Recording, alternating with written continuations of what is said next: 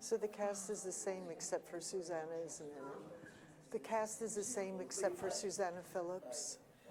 Yeah, I think so. But yeah, everyone else is. Who's the Fiordiligi? Oh, the Così. I think it's about, no, who? Is She's it a the different Fiordiligi? Dorabella. Who's the There's a different Fiordiligi? Fiordiligi? Yeah, one of the performances. I Ah. think it might be Saturday. Oh, And interesting. who is it? I don't remember. I can only do one thing at a time. And can't shoot them and spit.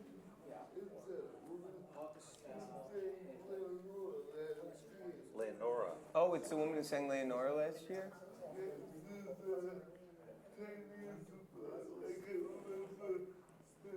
Yeah, but she went in for one or two Leonoras. Just you know that they had somebody who sang maybe one Leonora. She went in for. Oh, I know who you. Okay.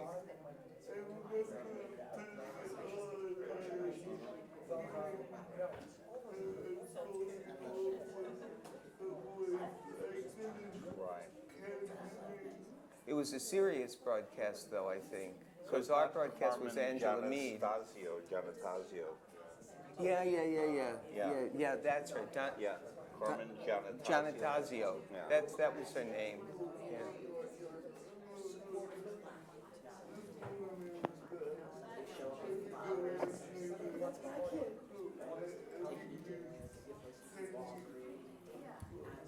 Really?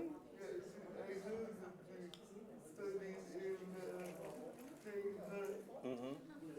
Oh, okay. And did a Leonora last year? I remember that someone came in for two. You're right. Oh, we should turn off our phones. That's I didn't even think of that.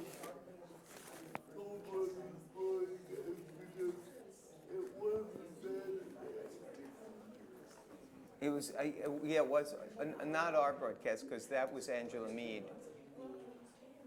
Well, not Saturday.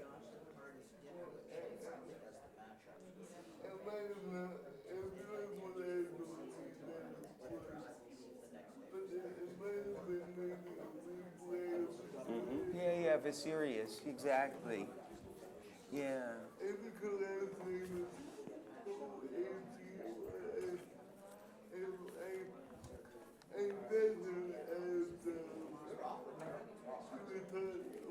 Have you heard Julia Bullock sing?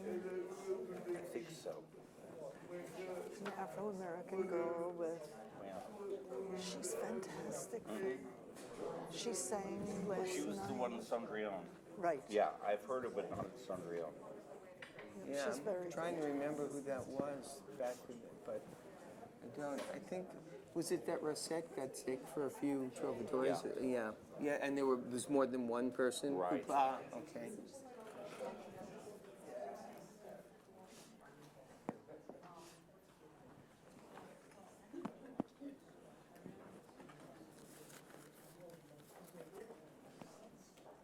Stage fright.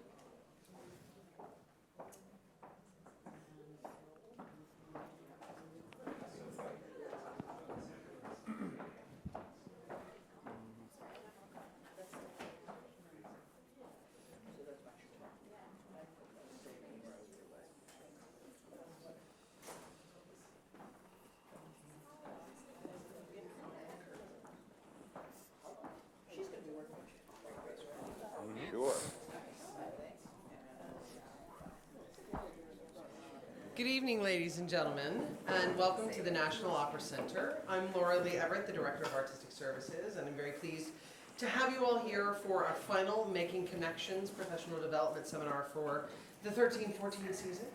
We'll be announcing sometime in the next month and a half what our programming will be for next year, so please stay tuned because we would love to have you all come back and visit.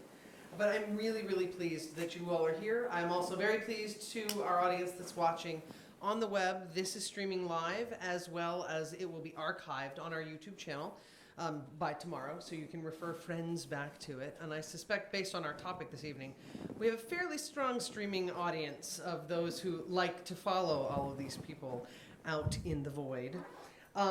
If you are not already members of Opera America, I would love to strongly encourage it. It's very easy and relatively inexpensive to join. A $75 individual membership will get you into all of the programming that we do next year, which will involve 10 concert and talkback performances with luminaries in the field, as well as performances of new work and performances of emerging artists from various member companies around the country. So it's a good deal, and it's great support for the larger field of opera. We love having you all here in the National Opera Center. Our conference, our annual conference, is happening in June in San Francisco. Audiences reimagined. And it is from June 20th to the 23rd. If you happen to be there or know people who will be there, I encourage you to join us. It's a wonderful gathering of people in the field as well as artists and collaborators. There's also a good portion of what's happening at our conference that will be streamed out. So if you're a regular follower, watch for those notices. I'm sure you'll enjoy hearing what folks have to say about what's happening and trending in the field at large. When we finish this evening, we have a light reception with wine and snacks, and encourage you all to stay and join and talk with our panelists for a little bit after this is over. We're very, very lucky to have this wonderful, wonderful panel of expert folks who are really the forefront of what we're seeing happening in the communication field about opera. I know you're all aware of the fact that in general things are moving towards online communication and broadcast in ways that are not the old school print media. But we are moving more and more into a collaboration where the audiences that follow things online are talking back to the people who are producing it. And I want to thank all four of you for being here to start to discuss this and talk about what's happening as trends that you see and what you've seen as you have become the people who are carrying the torch out there in the interwebs. So you have their program bios, but I'm sure that I'll talk a little bit about it, and I won't bore you with trying to introduce our wonderful panel. So I hand it over to you. Thank you very much. Thank you. So each of us is going to tell a little bit about ourselves before we do whatever it is that we do or answer whatever it is that I ask. So I'll start with me, because I'm the only one I know anything about, and I'm not even sure about that. So I'm Ira Siff, and I'm the commentator on the Saturday afternoon Met broadcasts, and voice teacher and repertoire coach and a stage director. And I used to have an opera company called La Grande Scena, in which I sang soprano. I am here really tonight in two capacities. One is to be the moderator for this chat with these three experts, and also for myself really to be educated, because I'm an online opera neophyte. When I was asked to do this, I said, well, I can't be on the panel because I don't know anything, but I can ask the questions and then I can find out stuff. So I know that this is an age in which this kind of communication has become prevalent and is becoming more and more so. I was going to make a joke about everything I'm saying by now will be on YouTube, except it really is. So I'm going to really dive in and ask our panelists some questions, but I want them first to introduce themselves to you and to tell you a little bit about themselves, and then we'll learn more as the questions happen. So let's start with Meshe Krupp. Okay. I started writing a blog when the website that I was asked to write reviews for sort of got abandoned. And I wanted an outlet for my voice. I work I have a day job, I'm a psychoanalyst, but it's not enough because I'm passionate about opera and I love to express my feelings about it. Is that enough? That'll do for now. Okay, Yes, all right. Fred? And I'm Fred Plotkin. I have worked in opera since I'm 16, and I'm about to turn 58, so that's 42 years. And I have had a second life as a writer and a broadcaster. And as that is the case, I don't review, I don't do anything where I would be in an awkward position with opera colleagues. But rather I prefer to be someone who teaches the art form using mass communications in addition to teaching opera one-on-one. My name is Michael Rice. I am the creator and one of the hosts of a podcast called Opera Now. It is, I was a singer for a long time, stopped doing it about 3 years professionally. What the podcast is, it's a downloadable piece of audio that you can subscribe to, put it on your iPhone, put it on your Android phone, and listen to it on the website. And the focus of the show is, it's not around reviews, it's about news and trends, what is happening in the business. And the genesis of it came from discussions that I would have with people that I went to college with. We'd be sitting around in the second floor lounge at Northwestern University, hearing something about an opera company, what they were doing, and saying, oh man, that's a great idea, or that's a terrible idea, this is why it's a terrible idea. And when I started the show, I think we started in 2006, there was nobody doing anything like that. Podcasting was just starting up. I had a big passion for technology, so part of it was me wanting to figure out how to put something like this together. And then I said, you know, the number one rule for something like that is, what are you passionate about? What do you know about? And opera. So it's a panel. We have 4 or 5 people every week. Friends, colleagues, professionals in the business, administrators, singers, things like that, that discuss what's happened that week and what we found in the news. So. Great. Okay. I have some questions which actually have been prepared for me, but I just want to say that as brilliant as they are, if you want to go in another direction, please feel free, because it's really a forum for you. And I think we'll start with Meshe. And I was wondering what skills you feel are particularly necessary to write an effective music blog. Enthusiasm is very important. I think whatever you write about, it doesn't matter how good a writer you are. If you don't love your topic, it isn't going to reach people.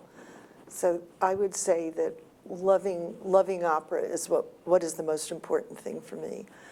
And the other thing I think is important, and Fred, I want to ask you about this too, is having a point of view.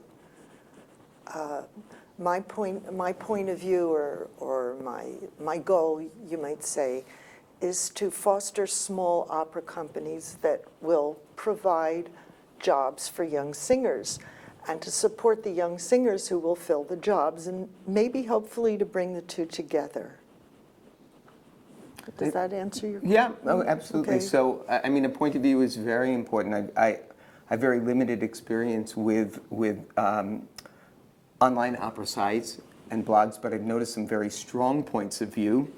I found out all kinds of things that I do wrong, but yours seems to be very, very pro-singer, very, very positive, and I think that's really important today when we're producing so many singers and there are a limited number of jobs. So do you feel that this kind of blog can have a kind of influence in increasing the potential for more employment, let's say, for more opportunities? I would hope so. Every time I write about a small company, and I really am very enthusiastic about them. It's not phony. I really love what they're doing. They're very creative. They're very original. But if I can bring people in there and help them stay afloat, there will be more jobs. So that's what I like to do. Michael, when you're preparing a podcast, and it is a weekly podcast? Weekly, bi-weekly, it depends Weekly, on what's bi-weekly. happening, yeah. And how do you what is kind of can you kind of explain the preparation process, how you particularly focus on things that are happening in opera at that point and who you get in to Sure. deal with I it? mean, as far we have a pretty regular panel of hosts. Somebody that I went to college with, another person that was a listener on the show, or listener of the show, and one of my colleagues met up at a music festival and said, "Hey, we've got to have this guy. His name is Doug Dodson. You've got to have this guy on the show. He's hilarious." And he's been on the show, I think, for the last 3 years. And we've only met each other 3 times, I think, in person. But he's been invaluable to it. My wife is on, Jennifer Rivera. She's a mezzo-soprano. She works professionally. She is on when she can. Michael Mays, who's a baritone that works. But the process of putting the show together, it's really, I'm the one that records it, that kind of plans out what we're going to be discussing. A lot of it is news alerts via Google. Opera, I'll get one every day and I'll see kind of what's going on. Obviously, I read a lot of blogs. The blogs here, as well, Mitch's and Fred's as well.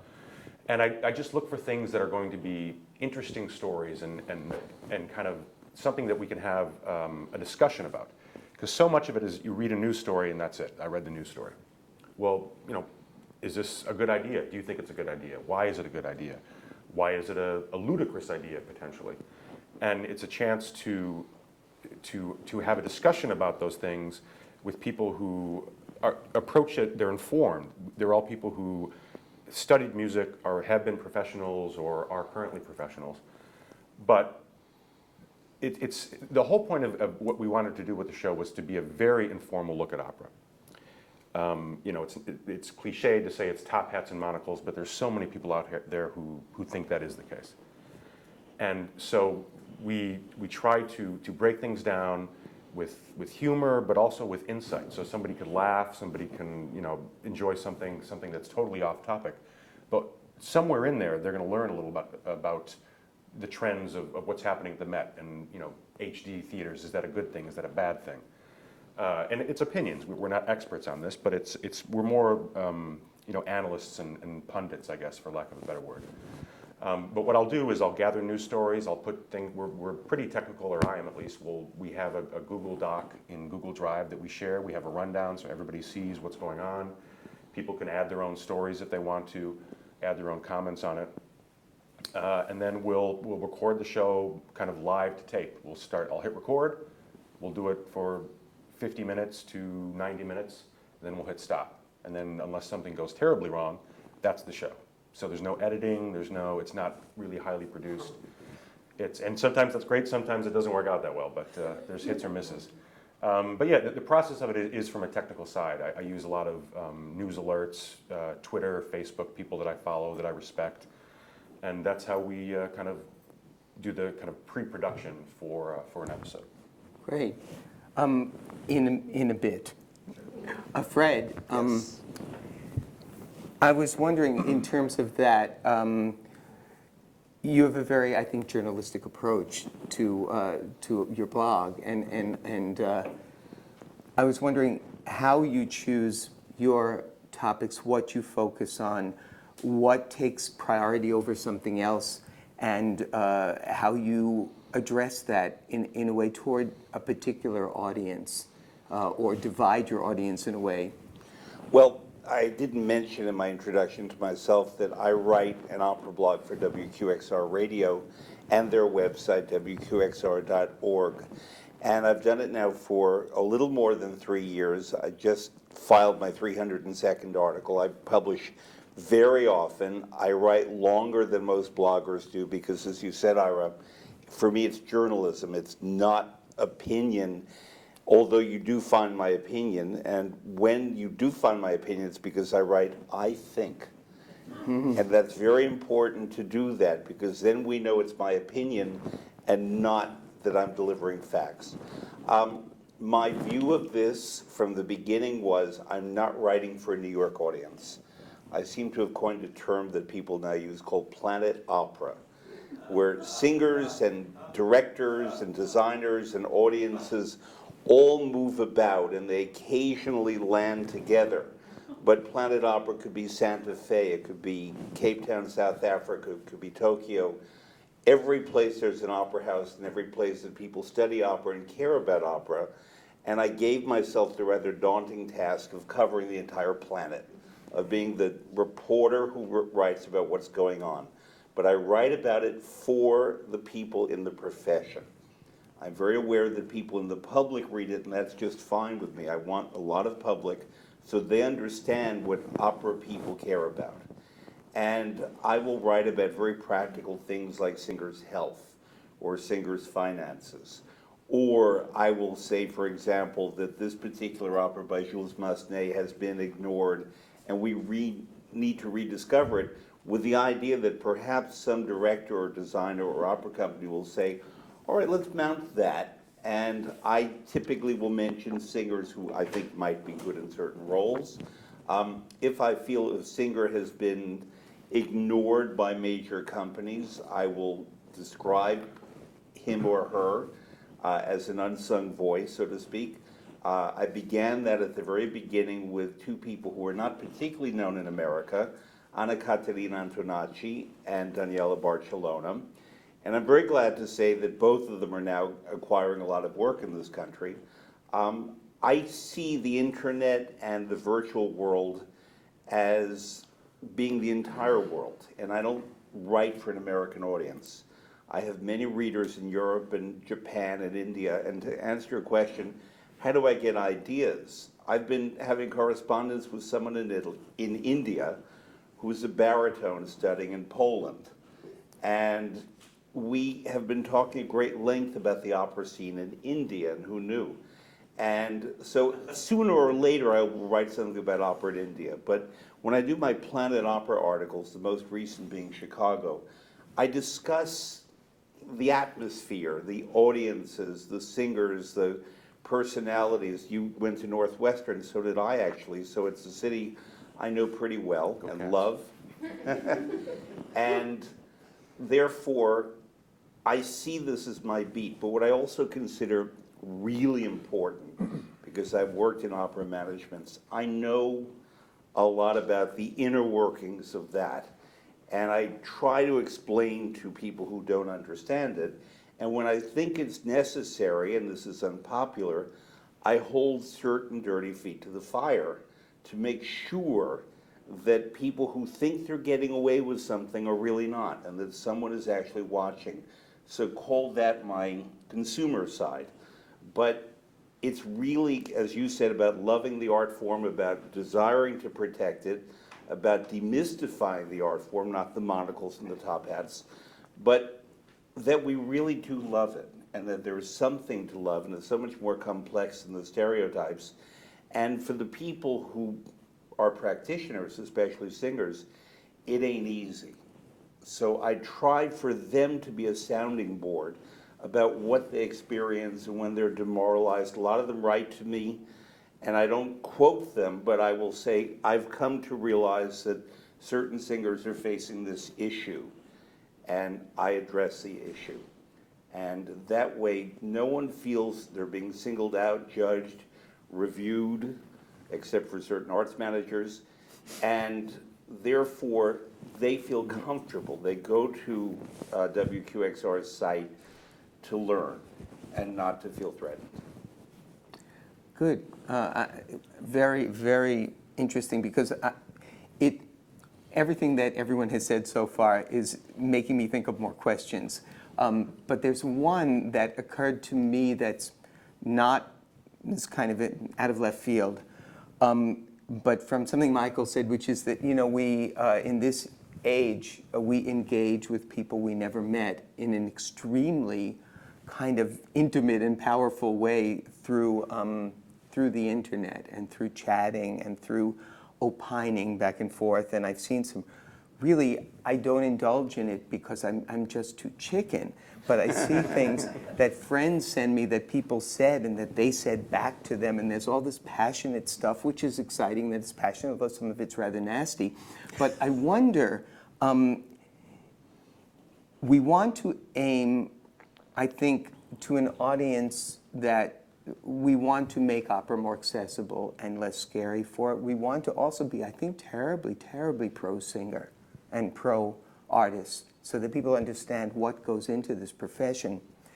How do we deal with, and by we I really mean you guys, all of that stuff that comes pouring out of people that's based on very strong opinions that's not backed up with background?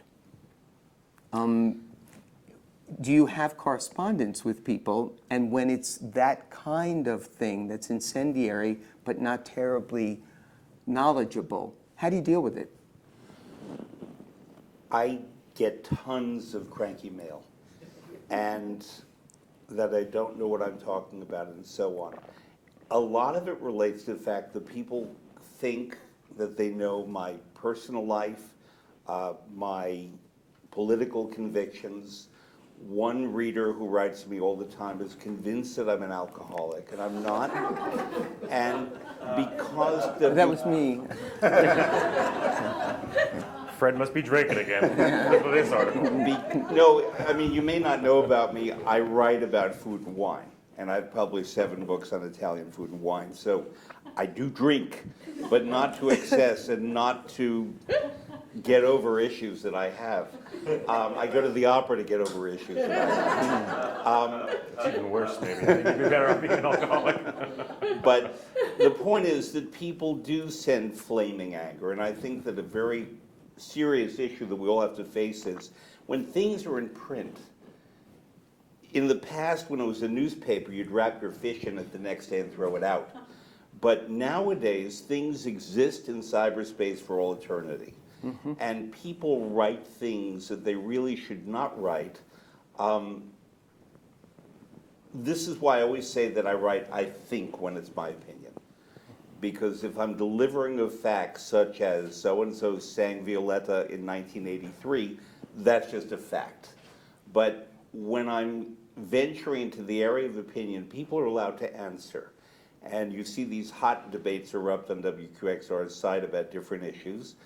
And that's okay, but I don't engage. I will occasionally provide a corrective comment, such as, no, Placido Domingo never did sing Tosca, he sang Mario Cavaradossi.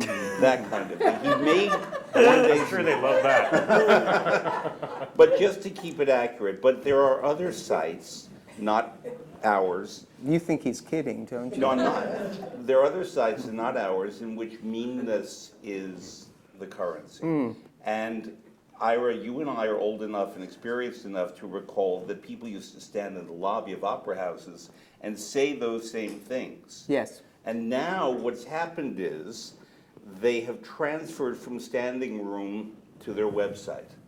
And they're listening on the radio to simulcast and simultaneously saying catty things about the people who are performing.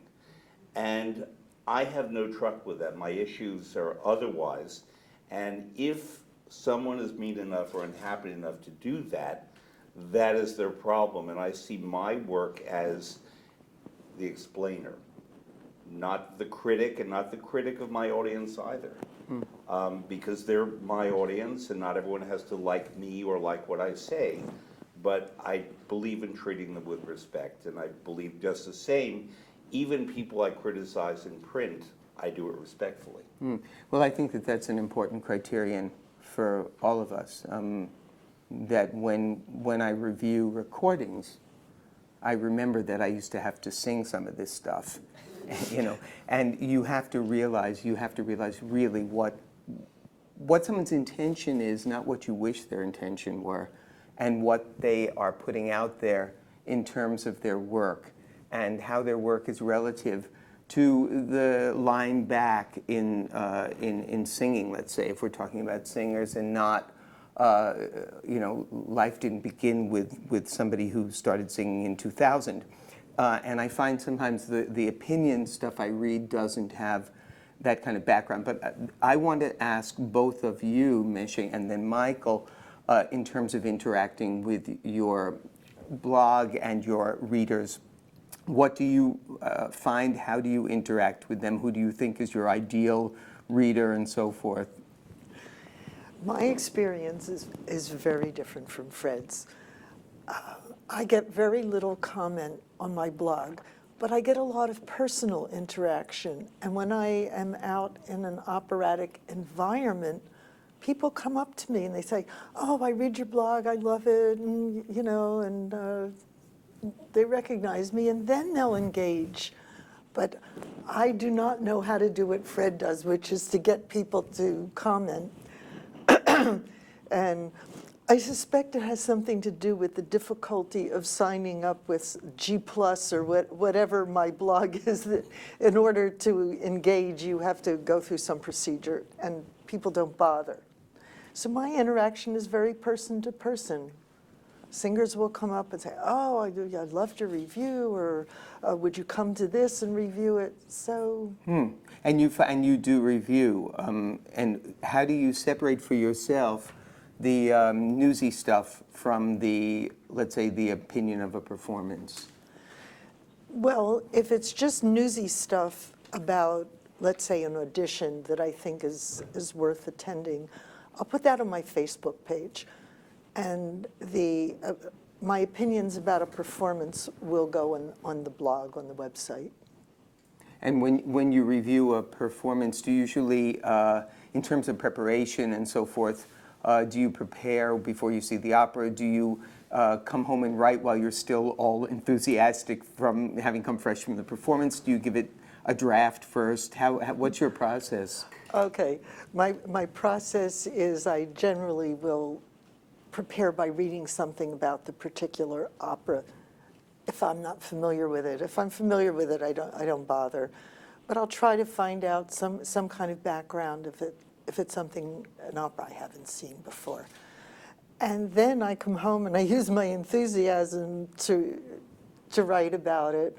And sometimes something else comes up that I need to research during the performance, something I overlooked, so I'll read about that and get started. And just so it's in a way, even though there's not a deadline the way one would have, let's say, at the, pardon the expression, New York Times, you actually feel that you want to write shortly after you've seen the performance rather than cogitating for a long time.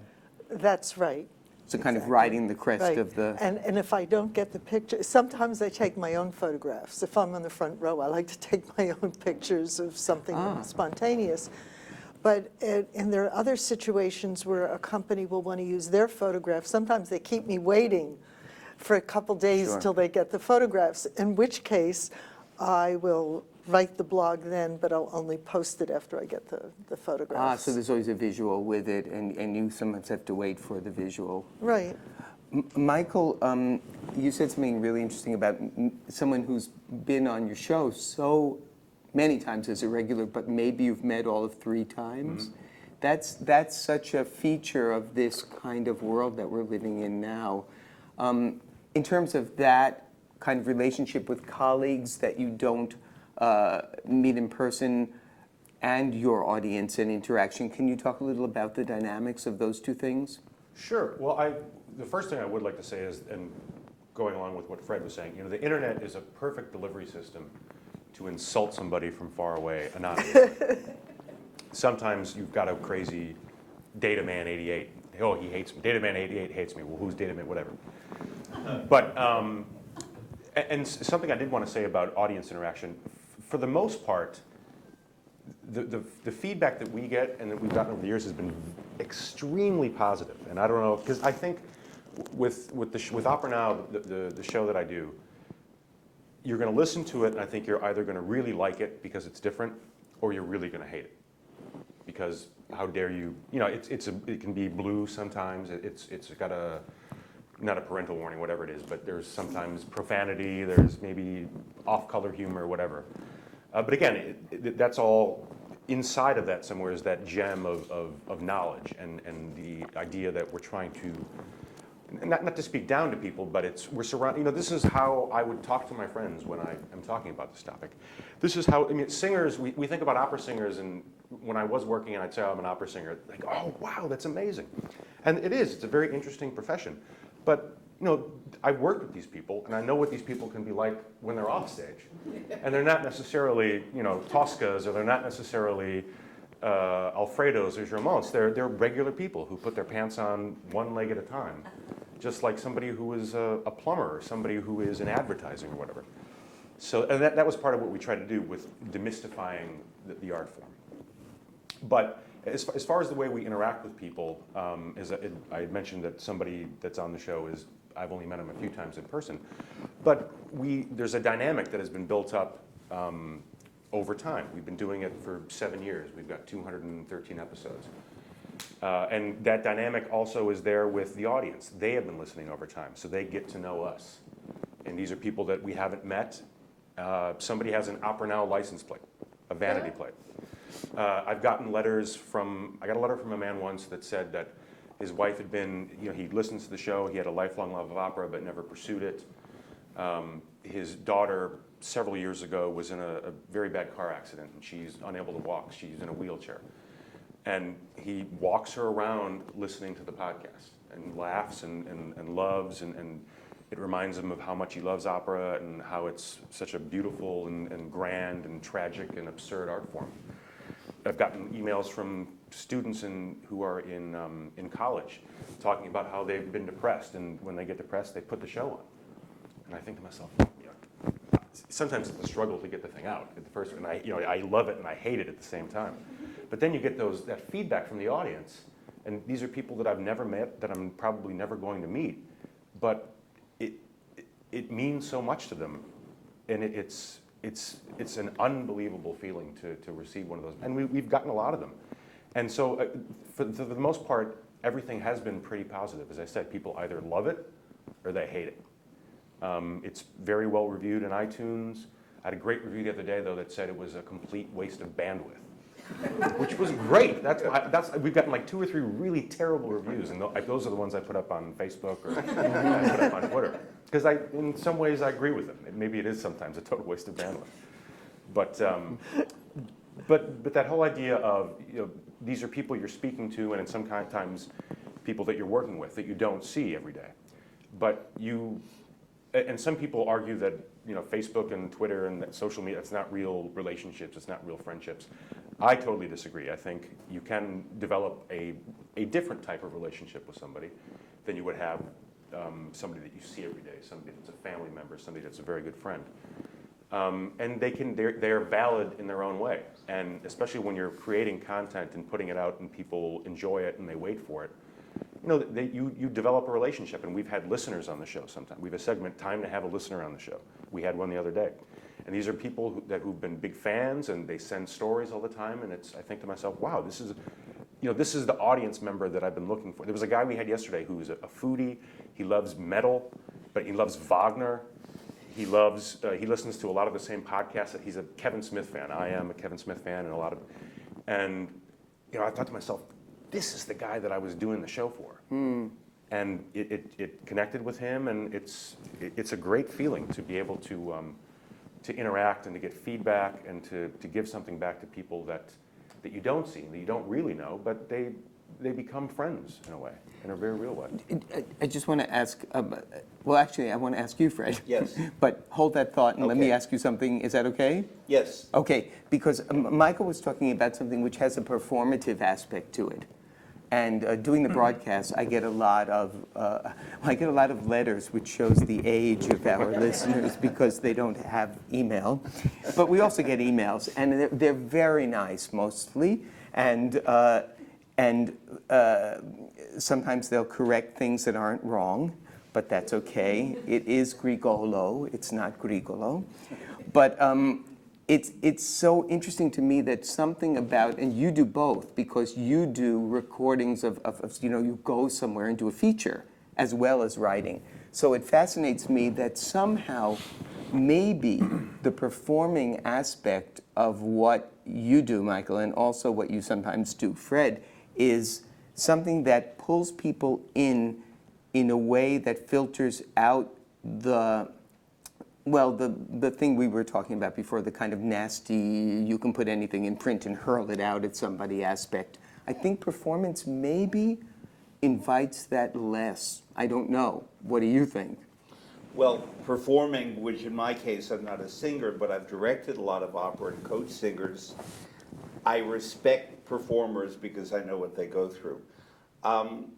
I also know that the difference between, quote, the performing I do and what singers do is that someone else wrote their stuff. I write my own stuff. If I'm speaking to you now, I'm speaking to you directly with content, to use a internet term, that I'm producing. But what I really am doing is speaking from right next to the microphone where the heart is. And I don't filter as I speak, and I don't filter as I write. I write a first draft, I express myself in that, but then I edit and edit and edit and edit, in part because I have a word limit on my articles, and in part because I don't want them to be boring to read, and I want to keep my point straight and accurate. But obviously when I'm speaking to you, as I am now, I don't edit at all. What I wanted to add was Michael said something that was a quip, but actually it's a very serious issue. You said about how they put their pants on one leg at a time. I'm asked all the time about singers taking their pants off. And there's an incredible desire for gossip, and there always has been in the opera community, and not only. And if I know that information about who's sleeping with whom or whatever, I just decided a long time ago, working in opera, that I would never say it. And just because I have the privilege, let's call it, of knowing it, doesn't mean that I'm supposed to report it. And that makes singers feel more comfortable. They're very vulnerable and exposed in their public lives. People want to know what they do in their private lives. And I frankly believe when a singer comes to the stage, she's bringing her private life with her, but channeling it into the character that she's playing. I think that privacy is privacy, and many of the websites that we were talking about where people rage tend to get into those issues. To which I would only add one other thing. We were talking about singers' quote of the past. I've had young artists come to me, and I work with them all the time, and I once said to a particular soprano during a certain repertory, "You should listen to Kiri Takanawa." Who? And at the time, Kiri Takano was 68 and still singing certain parts in La Fille de Régiment. And I said, you really want to look up this singer, not only because she sings music you do, but her temperament, her stage presence is something that I think you might connect with in a way that you would not say with Elizabeth Schwarzkopf in similar roles, or Lisa Della Casa. Who are they? I recently did an article that to me was just the most normal thing about why I think Krista Ludwig is one of the greats. And that engendered so much anger, not only from the few people who didn't think she was great, but from the people who thought I was saying there are no good singers now. Let me put it on the record. There are wonderful singers now. I heard some last night, La Cenerentola. And I heard some the other night in I Puritani. There are wonderful singers now. But we all, in all of what we do, learn from the practitioners of the past, whether it's opera, writing, cooking, politics, religion, whatever. And therefore, if we ignore the past, if we don't incorporate that into our experiencing of the present, we're depriving ourselves of great pleasure and beauty. So, Krista Ludwig, if you don't know her, you listening at home, look her up right now. If I could add something along the lines of, first of all, the person who didn't know Kiri Takanawa, something I've always thought that colleges should do freshman year if you're studying voice is have a listening class.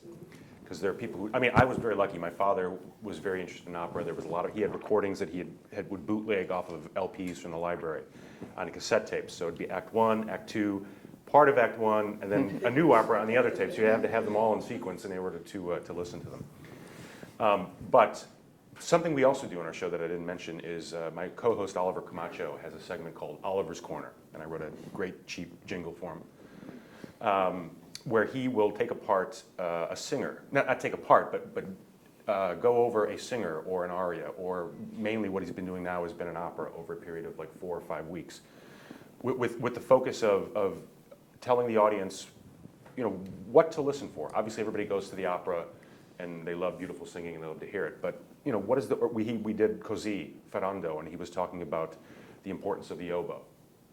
And you know, it's something that people don't listen for necessarily, especially if they're not trained musicians. Even if they love opera, they don't necessarily know exactly what's happening underneath. So that is a very big part of the show as well, and you know, that's targeted towards people who are fans and also people who are studying in school. So I think that's a big part. Education is very, very important. It's a big part of what we're trying to do as well. I think in an art form that is not kind of recreating itself, the performance aspect of the art form becomes an art form unto itself.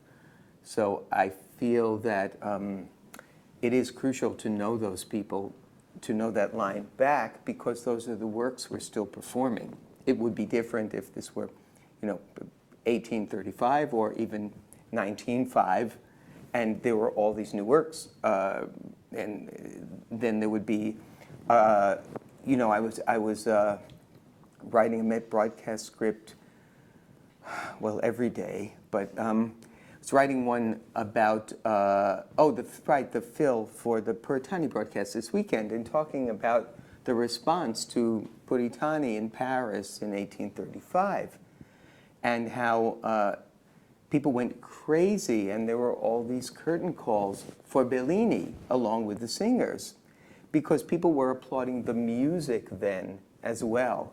The way in which we applaud the music now is by applauding the performers and the maestro, and booing the director, because the composers aren't really, generally speaking, with us any longer. So I think that kind of having a podcast that talks about performance and talks about those dynamics in performance is crucial, actually, for perpetuating life in something that isn't kind of giving birth to itself in the creative sense of new works as much as in performances and productions.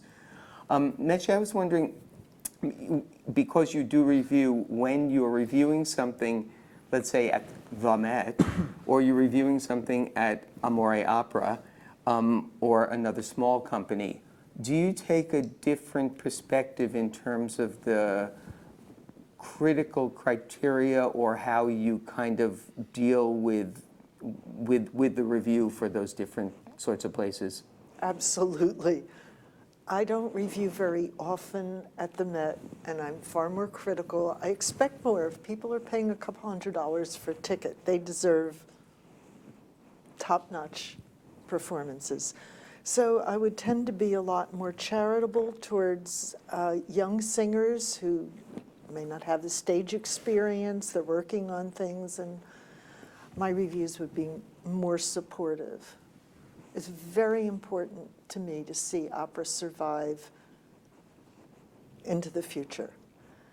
And when I go to a small company, and I'm not terribly familiar with Amore, although I do know a very nice singer who's singing there coming up now, but a lot of these small companies, they operate on a shoestring, and the audiences are in their 20s. I'm tired of hearing people say, oh, the audience for opera is all, they're dying off, there's no more, opera's over.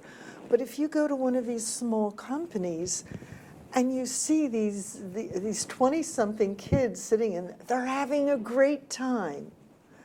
I love to see that, and that's my emphasis, to keep it going, to keep opera going. Do you feel that the audience, a younger audience at smaller companies, is partly economics? Is it partly that they're part of the opera community, that their friends are singing? What do you think constitutes that audience? Both and. A lot of them are friends of the performers, but if you come in to hear your friends sing and you have a wonderful time, you're going to go back even when your friend isn't singing, right? So, yeah, and then, of course, economics. These companies charge about $20 for a ticket. Go figure it out. Yeah. You can't even sit in the fifth balcony at the Met for You used to be able to. You can't now. No, it's true. Well, speaking of virtual, how do all of you feel, just out of curiosity, about attending a virtual performance on HD as opposed to a live opera performance? Do you think that there's a dynamic difference for you as an audience member? Yeah, I mean, For sure. if you have no other option and you want to go see something, then it's great. But nothing is going to replace that live experience, whether it's opera, or whether it's theater, or whether it's a musical, whatever. It's apples and oranges. It's totally two different things. And if we're living in a time when virtual communication, but I don't think it's virtual, that's all kind of jargon. Real communication, but that takes place electronically, is possibly replacing more immediate forms of communication, like meeting in a room or phone. Do you think that we were all inspired to be in what we're in because of live performance? The orientation toward the electronic, do you think that will gear people to accepting electronic performance more, or do you think that's always existed since the invention of the recording, or live performance is necessary to engender new excitement? Well, I think, and I did say, obviously, nothing replaces the live performance, but I sometimes think it's odd that people will rave and rave about great recordings and think, and treasure this recording of Tosca with Di Stefano and Callas. But then if they do a video from the Met, somehow that's, it's not the same thing, but maybe it is just another kind of side to the cube. It is its own thing. You can appreciate it. You can take it for what it is. It's not the same thing as being there live, but it's a new way to experience it. And the same way that, and as I said, people love recording. Nobody complains. Oh, it's just a recording. Don't listen to that recording. People cherish them, and largely because obviously they're recordings of people that you might not be able to see anymore. Right. But I think that these high definition performances in movie theaters are just a different way to experience it. It's not the same, but it has validity, I guess. So. I have my very serious issues with HD. I worry about it all the time. I began with opera with the Saturday broadcast, as many opera lovers did. And that was live from a stage, although I didn't see it. But my grandmother, who would feed me tuna sandwiches as I listened, would say to me, her name is Mimi, and she's holding a candle and she's sick. And she would tell me the story. And the music became connected to the narrative. And for me, therefore, it is from the music and not from the words primarily that the story of an opera is told. Opera and technology have been linked from the very beginning of technology, and there are good technologies and there are not so good technologies. The problem with it, let's talk about the good thing of HD. It brings opera to many places, or a facsimile of opera, where it otherwise could never arrive. The bad thing about HD is it's damaging the art form perhaps irreparably. Namely, think of a sporting event. The director and the camera people decide what you see and what you follow. When you go to a live performance, I went to the Così HD the other day, and while Matthew Polenzani was singing one of Ferrando's arias, I counted there were 15 image changes per minute repeatedly. When I go to an opera, I look at the performer. I may briefly look away to see someone else on the stage, but if someone's singing an aria, that's the person I look at. This chopping meant that visually it was gibberish, and musically it was interrupted. So I had no choice in what I saw. Even in the best movie theaters, the sound of the orchestra is reduced, and therefore the great narrative of certain operas, especially Wagner, but not only, comes in the orchestra, and that's lost. So it makes for passive viewing. It becomes more about the makeup, the costumes, and the titles, and less about the music. And if we let go of music as the dominant expression in opera, that's going to kill opera. Do you think that blogs and online sites and opera chat sites can become a forum for a, let's say, reinvigoration of the interest in singing? I noticed this year at the Met, there have been, I think the Cenerentola right now is one of the best shows I've seen there in years. And it's an adorable production. It's always been an adorable production. But what's amazing is the singing. This season we had some really interesting new productions, and yet I noticed that a great deal of the emphasis from the audience was on Norma, which is one of our older productions that's not really very good, but the singing was fantastic. On the Frau Schatten, which is, I think, an exciting production, but it was about Christine Goerke's singing. The Sonnambula, which is an extremely controversial production, and yet the emphasis, when it became about the singing of Javier Camarena and Dan Damrau, it became a hit, not a reviled, production. So there is this emphasis on singing maybe returning. Is there a way in which online communication to your opera publics can help reinvigorate that emphasis? And if you can, do you think it will help opera at the box office? Ira, it sounds like you read my article of May 19th, which has not been published yet. I haven't even finished the editing of it, but I mentioned the operas you mentioned.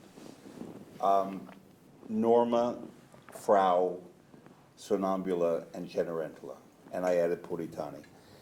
And I think that we are losing, not we who are listening here, but a larger public, the sense of how remarkable it is for someone to sing without microphones, to make it beautiful, to make it exciting, to make it personal, which is very important. I like when a singer puts his or her personal stamp on a role and brings something out of him or herself into the character.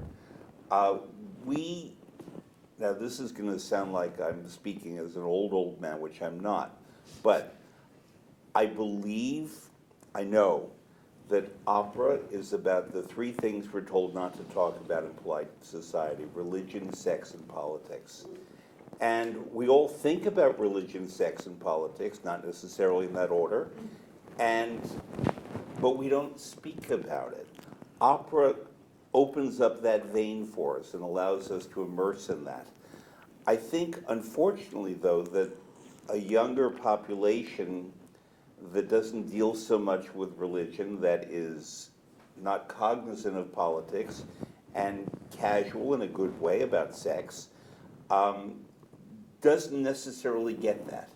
And therefore, I think part of our jobs is to explain the background in the operas, to explain the context, but also to try to communicate when we teach singers that these are things you need to awaken in yourself and not be ashamed about or embarrassed about. But I always use the expression, go there. You know you feel it. You don't have to tell me what you're feeling, but you know you're feeling it, and just go there. And that's what audiences will respond to, in addition to great music making. And what about the voice per se? I mean, is there a way that we can communicate the thrill of a voice to the public other than them experiencing a voice? I mean, we all have on recordings when we couldn't get to the opera, couldn't afford the opera, but we could afford $2.49 for a record at Sam Goody's and then listen to it until the grooves were worn away, That seems to me to be something that still thrills people. And I want to go for questions in a moment, but just does any one of the three of you have an inkling about how that can be communicated, weaving through or brushing away all the kind of crusty stuff that appears in online chatting? I long before I ever had a blog, if especially a singer would say to me, I'm studying Odon Fatale, and I'm having issues or I don't understand this or that, I would go to YouTube and gather 7 or 8 performances. I would privately know which one I preferred, and now you all will know this, I would always put it second to last. And would hope that the singer would come back to me and say, gee, I really like Verret in this, and Troyanos and that, and Bunbury in this, and Obraztsova, and I learned this, and one of them did this, and one of them held the note too long, and one of them screamed, and one of them was very soft. And I would say it's not that you have to emulate that, but you understand the variety, and this is how you learn. You don't have to be a singer to receive such an education. If you are studying an opera that you don't know, although you know them all, you would go online now and find arias. And I would always tell people, don't hear only one version, hear 7. And then you'll discover the great depth and variety that one can find in a single aria.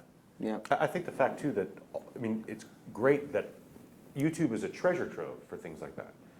And Fred had mentioned earlier how opera and technology have been closely tied.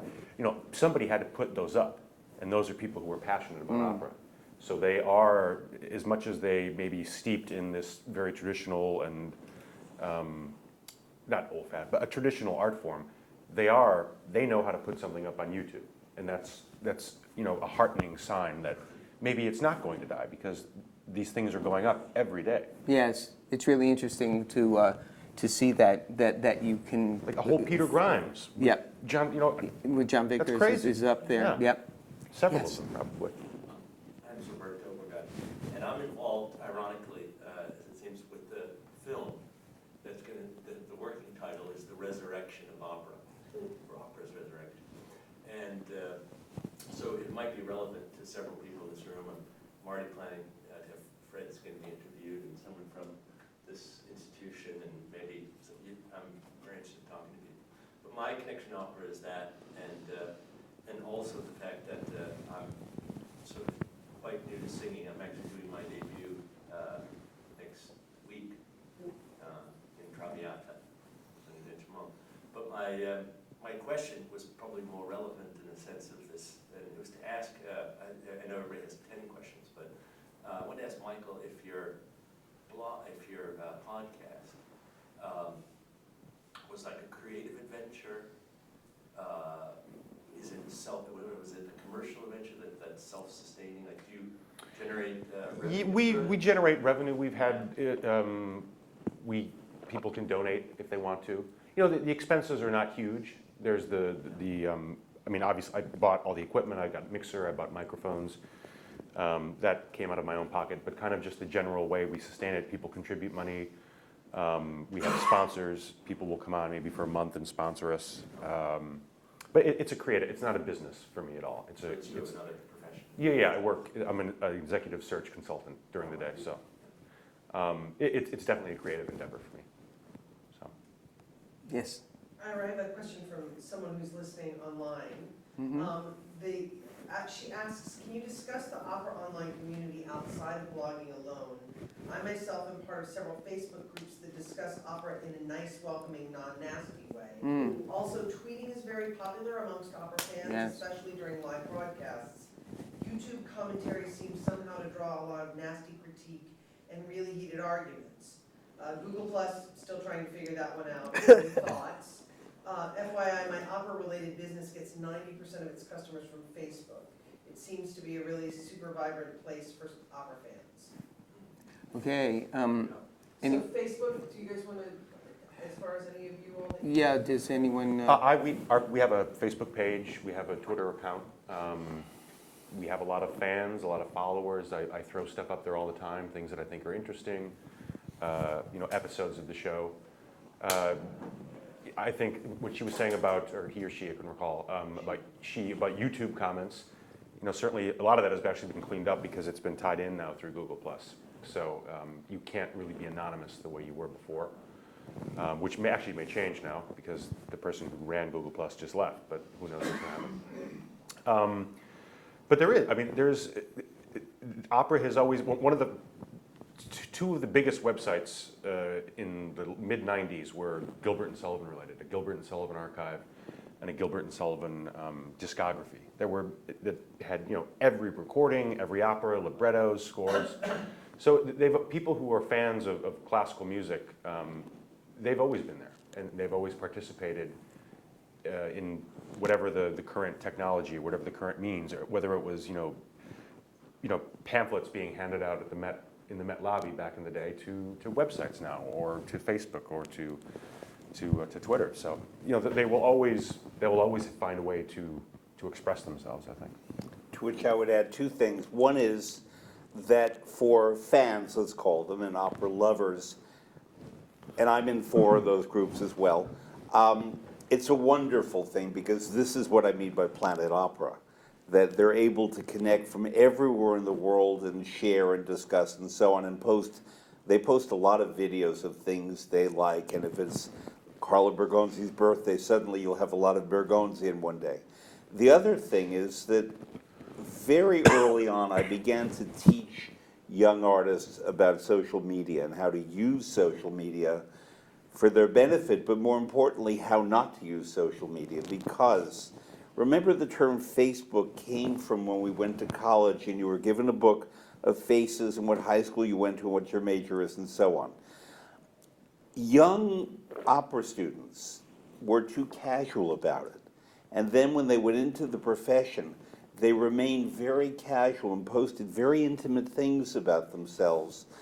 And I finally just grabbed one of them who I know personally. I said to him, "You have a very promising career," which he's now realized he's a great performer, but you have to stop listing every time you have a throat tickle, a cough, you're in a bad mood.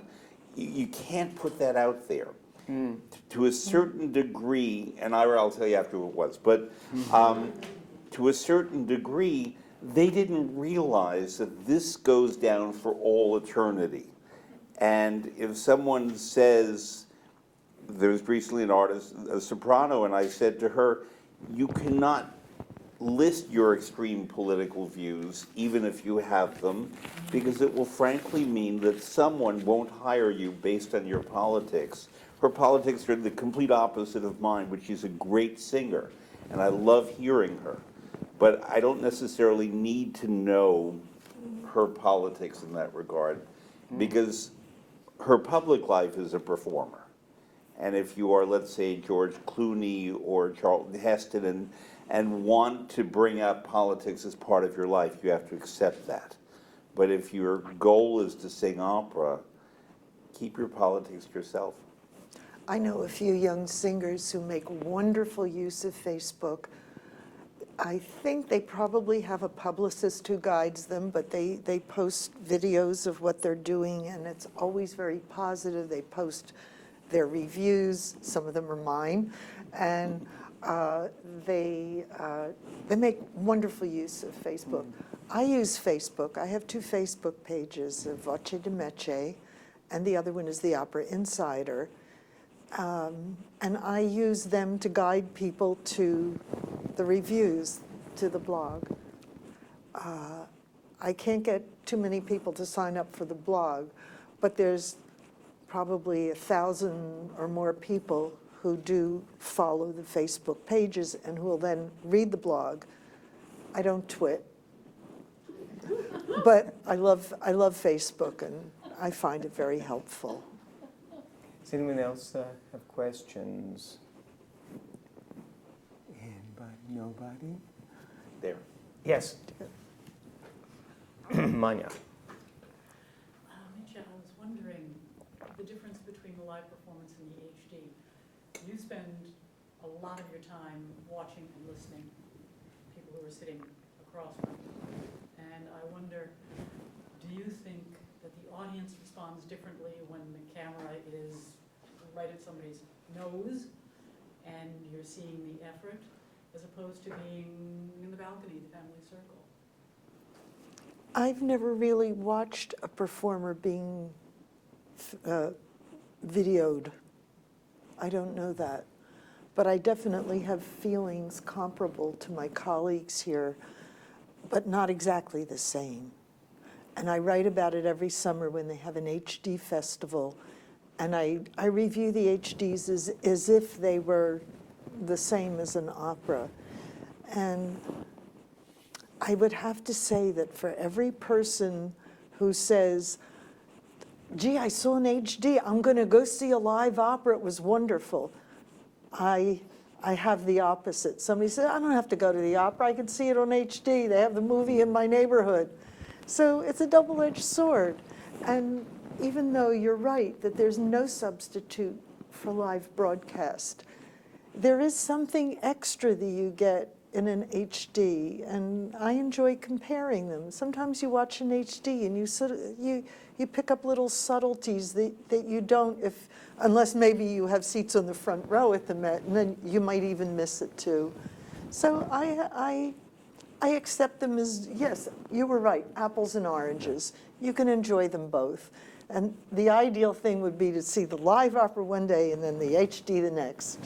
It's almost like a director's cut version, like an extra Yeah. DVD. Well, what did Very the much director the really want? director, in a way. And I guess I'm not, how much input do you know does the director have in the Total. in the camera. Oh. So they are there in the booth. Total. Yeah, and you can tell different directors, particularly, we mostly use Gary Halverson, who's very gifted, has a background in television, actually. But not the production, that's what I mean. It's not, the production director Stage is not director, you involved. mean? Yeah. No, two different animals. very And when little it's the HD director has a great deal of say in what's focused, but Some are better than others. and some are better than others. But I have a feeling also that there's been a certain amount of discussion, and I really don't know this for a fact, but from what I see in the HDs, about what should be focused on and not focused on that may not work so well in the house when you see the whole stage. The HD will focus on something and avoid something else to enhance the good part. And that's because it is, as you say, its own art form. And actually, one of the things I felt as a younger person, then I could hardly be older, is that when I used to watch Live from the Met back when I would videotape it, and then I would watch it again because I was, how many times can you see Renato Scotto? Thousands. Yeah. So, and you always find new stuff. However, the impersonation that I was seeing the performance is the failure of that medium. When you listen to a recording, you know it's only a recording. You know it's that studio recording with Carlos DiStefano and Gobi. It's a classic. It's great. Even better, anything live with her. But you know that's what it is. And when you see something and hear it, and it's in an opera house and it's a production you've seen and you get an illusion that you're actually seeing the thing, and you're not. You're seeing a videotape of it. So to me, it's a little bit strange. It's less than it pretends to be, whereas a recording is exactly what it pretends to be and only that, and in a way can end up being more vivid for that reason. It's not a diluted version of something you were at. I just want to add something about that. There's an interesting development now happening at the Vienna State Opera, where you watch streaming on your home computer or your big screens, and you can choose between the stationary camera. In other words, if you were seated in the theater and you can watch The wide shot. the wide shot, or you can even turn a dial, I understand, or move a knob and get a close-up of the person singing on the stage there. Interactive video. Interactive, but the Wow. other one that you can have is the more edited feed. And I have been preferring watching as I do in an opera house, because if someone is singing, if Ferruccio Furlanetto is singing Ella Jemima Mo for 9 minutes in Don Carlo, I don't need to see the fireplace, the Elisabetta's box with her WPIX, the possessions. fireplace. Right. I don't need to see that, and somehow certain directors think that for my mind to be engaged, they keep having to change the image. What they say in Vienna is our broadcasts, our visual broadcasts are defined by the music, not by the image. And I think that's a nice sentence, but I think it gives us a lot to think about in terms of how we present opera in other media. I love opera in other media. I go to HDs as you do, in part because I learn as well.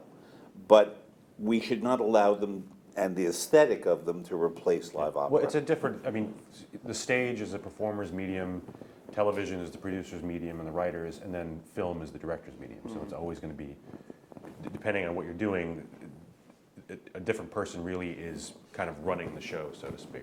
One last question. Is anybody? No, go ahead. I was going to say, is the sound, the listening experience in the HD theater, is it, studio kind of sound? Is it super augmented, or is it closer to, what is your listening experience then? Yeah, it's very different. It sounds good, but it's not the same thing as sitting in a theater and just having the sound, kind of pour over you, or having to lean forward to hear something because it's very quiet. It's supposed to be very quiet. It's much more voice and much less orchestra. And I like to hear both. Damn it. Okay. Thank you, Michael. Thank you, Fred. Thank you, Meche. And thank you all. And Thank you in TV land.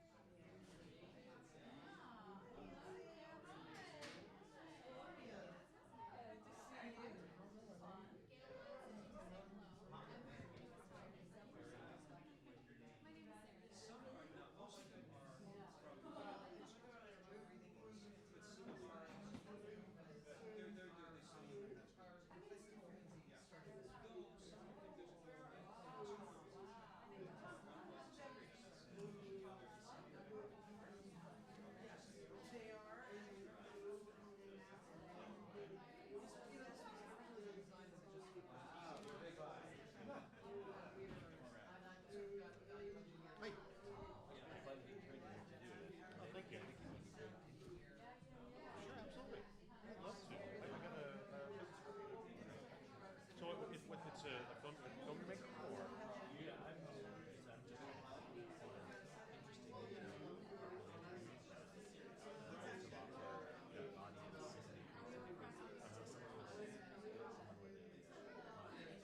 Yeah, well, it's hard too. I mean, obviously, there are countless blogs out there about it, but still, even I started doing this in 2006. I know, it's just a show. Just email me and I'll know who's going to. Mike, it's Michael, yeah. I try to keep it very agnostic. But just remember Michael.